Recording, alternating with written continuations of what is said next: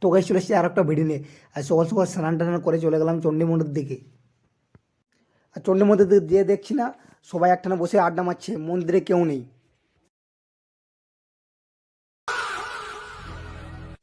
अच्छा এরা দিন আসলে কি করছে? আরে চকলেট খাবে কি পুজো? আজ কি পুজো? কি পুজো? আজ কান্ডে তারপর দেখছি না আস্তে আস্তে লোকজন আসতে শুরু করছে এবং পাটা বলির জন্য খুঁটি করা হচ্ছে। ফাইনালি এখন পুজোতে বসে গেছে আর লোকও চলে এসেছে। তারপর শঙ্খ বাজা শুরু করে দেয়।